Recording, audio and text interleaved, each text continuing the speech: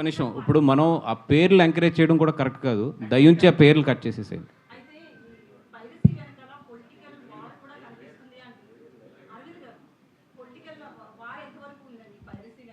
లేదండి, నాకు తెలిసి లేదు.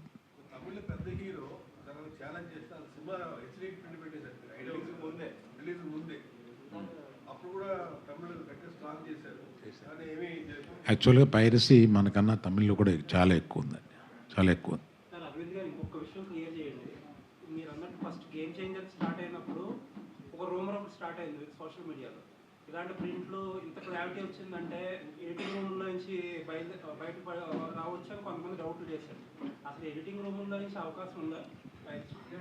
లేదండి, ఎడిటింగ్ రూమ్ నుంచి ఇంత క్లారిటీ ప్రింట్లు రావు. ఎందుకంటే అక్కడ stereo sound sync and video సింక్లు ఇంత క్లారిటీలు ఉండవు. ఎడిటింగ్ రూమ్లో ఎప్పుడు లో రెజల్యూషన్ ఫైల్సే ఉంటాయి మొత్తం. గీతా గోవిందం ఎడిటింగ్ రూమ్ నుంచే వచ్చిందండి. యా, ట్యాక్సీ వాళ్ళ కూడా ఎడిటింగ్ రూమ్ నుంచే సేమ్ హార్డ్ డిస్క్ నుంచి ఒక హార్డ్ డిస్క్ నుంచి. అంటే ఈ రెండు మా ఎడిటింగ్ రూమ్ నుంచే వచ్చినాయి.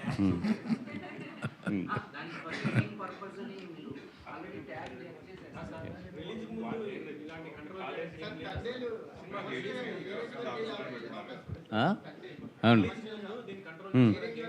రిలీజ్కి ముందు 100% కంట్రోల్లోనే ఉన్నాయి. రిలీజ్కి ముందు అన్ని కంట్రోల్లో ఉన్నాయండి, 100% కంట్రోల్లో ఉన్నాయి.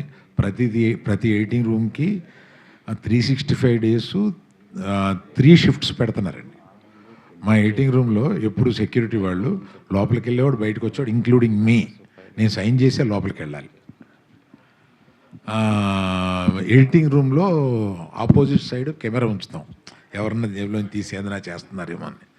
ఆ జాగ్రత్తలన్నీ తీసుకున్నామండి గీతా గోవిందం దెబ్బకి. మేము అక్కడ ఎడిటింగ్ రూమ్లో ఎప్పుడు ఎక్కడ ఏ ప్రొడక్షన్ హౌస్ నుంచి ఇప్పుడు ఎడిటింగ్ రూమ్లో జరగట్లేదు. మన కాపీ బయటికి వెళ్ళిన తర్వాత మన చేతిలో ఉండట్లేదు. ఎందుకు ఇదివరకు మనం 100-200 కాపీలు ఏదో స్ట్రిక్ట్గా చూసాం. ఇవాళ ఏ సినిమా చూసినా 600, 700, 800, 2000 ఇలాగా వెళ్ళిపోతున్నాయి కదండి కాపీలు. కంట్రోల్ చేయడం కష్టం అయిపోతుంది. అందువల్ల పాన్ ఇండియా చేయకుండా ఉండలేం కదండి.